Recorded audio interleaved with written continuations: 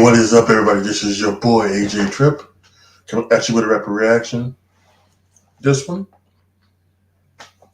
is NXT Vengeance Day 2024. Very good night for NXT. Let's go ahead and just get things started. The Dusty Cup Classic Finals was up first, as it probably was going to be. Trick Mellow game against the Wolf Dogs, Baron Corbin and Braun Breaker. Very entertaining match. Loved a bit of it. So many things that we never thought we'd see before, like Baron Corbin doing a top rope dive with the help of Braun Breaker was interesting. And we had so much good stuff going on. And at the end, we had Braun Breaker taking out Carmelo Hayes. He was going for Trick Williams. Carmelo Hayes jumped in front of him, took him out. 1, 2, 3. Braun Breaker and Baron Corbin are the Dusty Cup Finals champions. So there you have it. I thought it was a great match, great flow. Give it 3.5 stars. Excuse me. Yeah, I gave it 3.5 stars. Thought it was really, really good. Next was the no DQ match between Joe Gacy and Donovan and Dijak. Again, this is something that Dijak does well. The no DQ match, Joe Gacy was in it. It got a little stupid when Joe Gacy brought out a bunch of children's toys and put it on the table, and then a few minutes later, Joe Gacy pushed Dijak off of that, and he went through the table of toys. And yeah, I don't know. I don't know. Maybe this is the older I get, the less I the less I can take like some of the stupid shit like that. It just it didn't make any sense. This toys, but excuse me. But whatever. And again, they had a massive fight. We had something with chairs, or somebody got on top of a chair and everything like that. And it was just there was some good stuff going around. Loved near the end when Joe Gacy duct taped Dijak's eyes closed, and he couldn't see, and he somehow still got to get to feast your eyes, but he couldn't find him to pin him. And then when he finally got the tape off, he had to feast your eyes for real. 1, 2, 3, Dijak won. So really, really fun stuff. 3 3/4 stars. That was really nice. Really good stuff. I apologize for yawning. I don't know if I'm ever going to get back to sleeping properly and able to get my full sleep. So, but that's neither here nor there.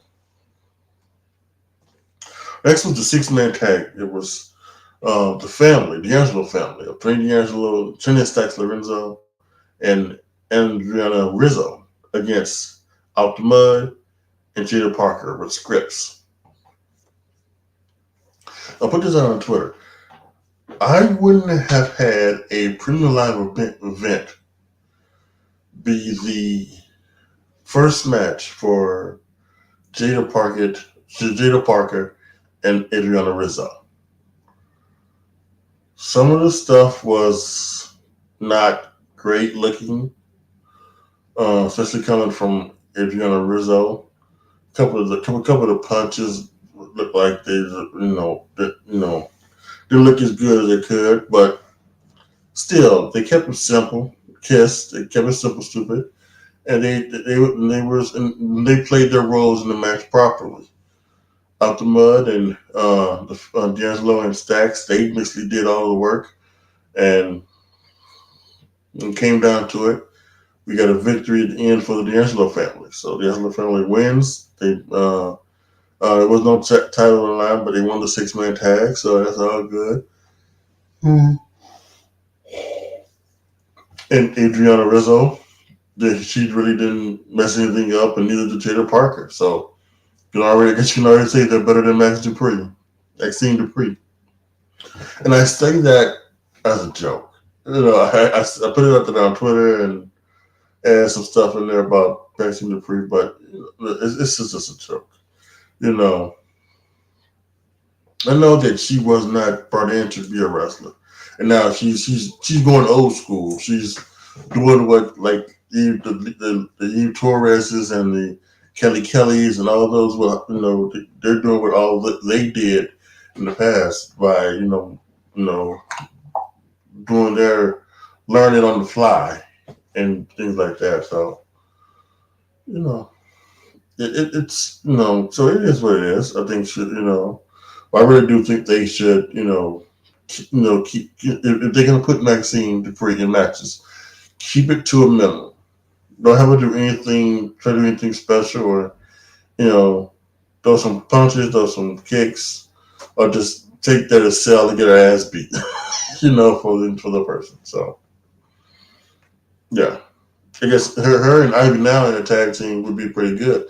She could sell, she can't fuck that up. She can sell, and then you can give the hot tag to Ivy now, who can come in, run rampant, and get the victory. So anyway, again, this was a 3-star match. Like I normally say, if you do the basics of the tag match, which is the 4 things: the shine, the heat, the comeback, and the finish. If you do that, the tag match is going to be 2 3/4 stars, 2, 3, and 1/4 star. It's going to be in that range somewhere because it's just good wrestling for the most part.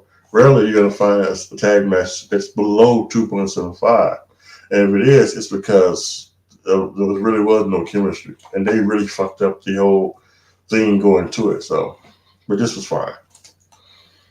Next was the winners match between Lyra Valkyria and Roxanne Perez. However, midway the match, it became a 3-way when Lola Vice came down and cashed in her breakout tournament check, which was surprising. And I wonder why they decided to go there with that type of thing of doing it. Did they do it because it's because they needed to heal. They wanted to heal in the triple threat because this was 2 baby faces to start. Did they want to do it so that they could have Lara still win and not beat Roxanne? I'm not sure exactly why they did it, but that's what happened. Lola Vice came down, she cashed in, and at some point thought she was going to win. It didn't happen. Roxy Perez hit pop rocks on both Lyra and Lola. Did not factor in at all. When she did hit it on she did hit it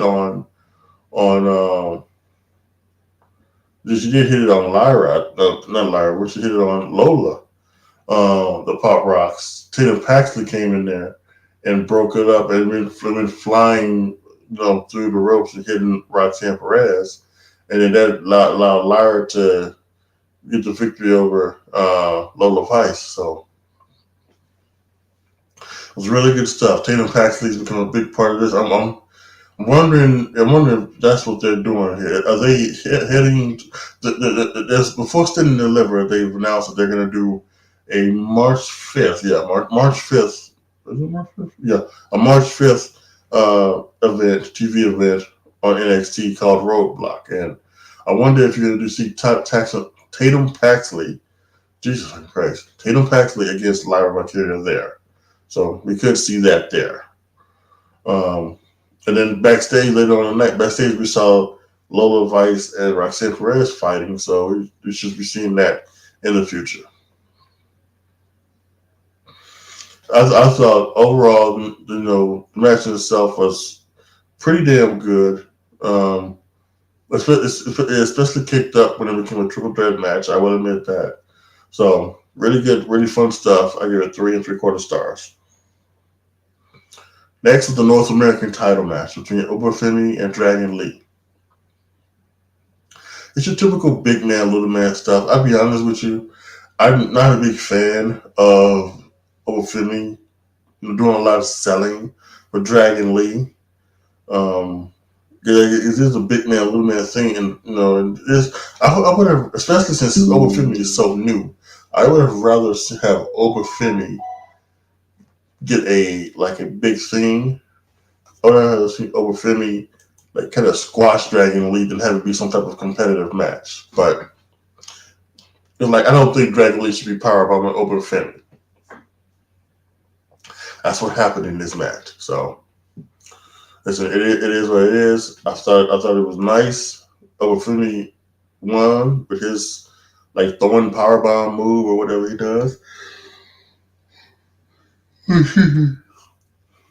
So otherwise, I thought it was really, really good. It was a really good match. I gave it 3 to 5 stars. Obafemi retained. So there you have it. And by the way, it reminds me, going back to the tag match, Braun Breaker did this move where he did a back suplex bump over and then he jumped to a cutter. That's a fantastic move. That's a fantastic move, and that should be one of Braun Breaker's finishers. Actually, it should be he had to spit, and that should be one of his finishers. But see, I don't get it. Why there are people out there that are doing moves that should be finishers. Like Austin Theory has started back doing his ataxia. That's a finish. I talked about Chad Gable doing the Hangsman DDT, but he puts him out there, flips him over, and DDTs him. That's a finisher. Why are you just doing that to make a regular 1-2 count? That's ridiculous. And then this move, again, that should be a finisher. 1, 2, 3, just covered victory for Braun Breaker. So I don't know. If I didn't say it before, the North American title match was 3.5 stars. And then we came to the NXT title match between Ilya Dragunov and Trick Williams, with Carmelo Hayes at his side. Both men were just bloody. Trick Williams bleeding from the mouth. It got opened up in the tag match, and it opened up here again. And Ilya was bleeding from his nose, and by the end of the match, you can see blood just everywhere on the stand, on the canvas, and it was well, that's a way to get blood on TV for a main event match that you don't have to, that you can keep PG, I guess. That's fantastic. I loved it. They were doing the part where Trick Williams were feeling the effects of wrestling twice. And Ilya kept having the advantage. And finally Trick came back, and he came back with some great offense and some moves like this, and trying to get back in the way. And then they went outside, and Carmelo Hayes got involved. But he ran, he tried to take a swing at Ilya. Ilya pushed him into Trick Williams' knee. They just thought that maybe that would be the end of Trick Williams, but Trick Williams got back in, and he fought back, and he kicked out of a couple of H-bombs and couldn't believe it. And then Mel got involved. The referee took a bump. Trick Williams hit the Trick knee. Couldn't get it. The audience counted to 10 before the referee came down to do the 3 count. Ilya kicked out. And everything. And then, again, like I said, they did another H-bomb. He did a top second rope H-bomb, and Trick Williams kicked out. And you could see the excitement on Carmelo Hayes' face. And I'll tell you what I thought of this in a second. And then they get back up and they fought, and then he went for a top rope H-bomb. Then Ilya, Trick Williams put the knees up, and he called to the corner, and he was going to run for the Trick knee, and Ilya, he did the thing, came back to Torpedo Moscow, and he hit it, unfortunately, and got the 1, 2, 3 victory. So This has been a bad week for some fans of WWE. They not getting what they want. But it's unfortunate. Trey Williams did lose. Ilya retains as the champion. And he went back to the ring, and Miller was saying everything's a trick, that this is yours, this is yours. So, and as Trick started to walk, he could feel that Miller wasn't walking with him. And he kind of turned back a little bit, and Miller went and dove right into the knee. And he turned on Trick. He took the chairs and shot on his knee. Just went at his leg. And really left. And Miller left the ring saying, telling the fans, this was your fault. I did that to him because of you. So, the match was fantastic. It was 4.5 stars. Just incredible. Trick did a great job. Ilya, great as usual. Anything like that. But to the story,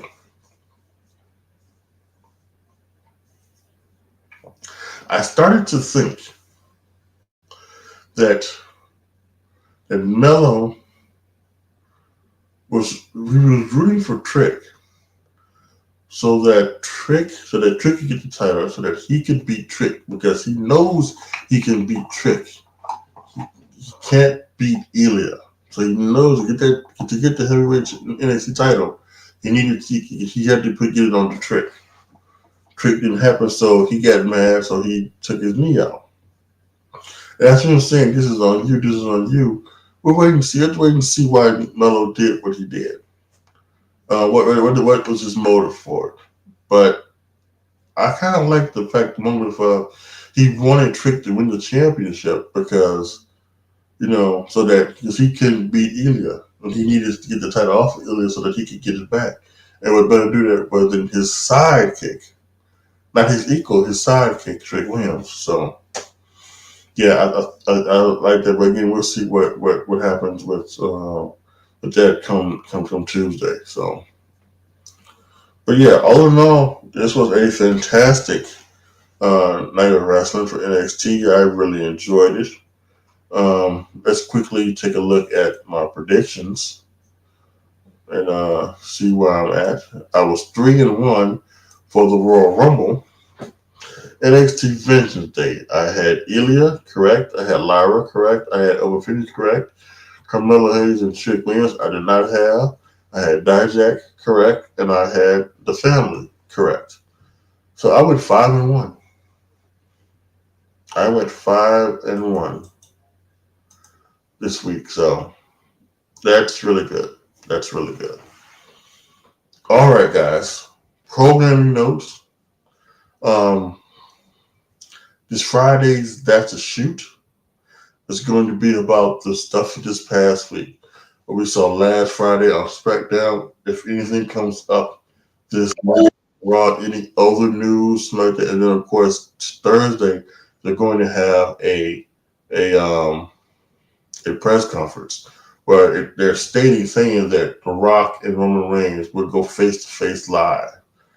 So we'll see what happens. Obviously, you've been out there, you've seen the We Want Cody stuff, and then today, last 24 hours, there's been some We Want Rocky stuff. While I was watching Vengeance Day, I was tweeting about, I was retweeting some of the stuff that O'Shea Jackson was talking about, talking about for the Cody stuff, and it made some really points. It's once again, it's just like the ridiculous stuff. It's like the WWE AEW things, right? And to a lesser extent, if you're a Chicago Bears fan, it's like the people who want Justin Fields and people who don't want Justin Fields. And then like the people who are like the loudest and the vocal minority, I think, when it comes to this, they are also like the nastiest and the stupidest and the most ridiculous on that. O'Shea Jackson Jr., has said, people have been saying that they were going to bomb the stadium if Cody didn't get this, and people have been calling Dwayne Johnson names ever since then, and like why? Just because Cody's not going to get to wrestle, at Roman Reigns at WrestleMania. And guess what? That still may not be the case. There's still a very good chance that Cody wrestles Roman at WrestleMania. They could do it a myriad of ways. The thing I said, they could have Roman Rock be night 1 and then have Cody Roman be night 2. That can still happen. There could even be something where, Cody and Roman, Rock and Roman have a match, and then right afterwards, they could have Cody. They could do the Hogan, Yokozuna, Bret Hart thing, right? Roman Reigns could have a match with The Rock, could beat up The Rock, and while The Rock is walking away, Cody could come down to help him to the back, and Roman could grab a mic and say, "Hey, Cody, you wanted to take everything away from me, but it doesn't look like it's gonna happen. Come in the ring and get your shot." And then guess what? Bam, Cody's got Cody got his title match. They can still do that. They can do a myriad of things, right? I think one thing they're not going to do is they're not going to add Cody and put him into a triple threat match. I don't think that's anything. And I don't think that they're going to cancel the match, but just because some people are out there typing "We want Cody" on the internet. Don't forget, the internet and Cody are not, and Cody, but the internet and Twitter are not real places. And a fraction of the population is on Twitter, on the internet. So just because Twitter has "We Want Cody" trending #1 for several hours yesterday, doesn't mean that the rest of the world doesn't want to see The Rock versus Roman Reigns. And so there's a lot of stuff going on, and it's just ridiculous. So more than likely, I will be talking about everything. The stuff from last Friday, the stuff from Monday, the stuff from Thursday's thing next Friday on Dr. Shoot. So make sure that you click the notification bell so that when the video goes out, you will be able to be the first one to get my thoughts and opinions on everything that has happened. Also, because the Elimination Chamber match is in it's in Perth, Australia, and so that means that it's going to be probably about 3-4 o'clock by the time I don't know if it's by the time it starts or by the time it ends. I'm not certain exactly what it is, but whatever the case is, there won't be a rapid reaction to the Elimination Chamber because it's going to be in the middle of the night. So I won't be doing it. My rapid reaction that I may talk about it again the next episode of That Shoot. To give you my thoughts and opinions on the matches and things like that, but there's going to be no rapid reaction afterwards. The next rapid reaction to anything happens. It should be night 1 of WrestleMania. Oh no! Actually, it should be NXT Stand and Deliver earlier that day. So yeah, we'll have to wait and see. There you have it. Those are some programming notes, guys. Make sure that you click the notification bell so that anything that goes down with videos, anything like that, my wrestling videos, any other videos that I do, you'll get those directly. Notification pops up on your phone, on your tablet, on your desktop screen. So just make sure that you click the notifications on. So tell me what you guys think about tonight's NXT Vengeance Day. Post your comments down in the comment section below. Thank you guys so much for watching. This is your boy AJTRIP signing off. As always, be good to each other, y'all. Be careful out there. And I am out.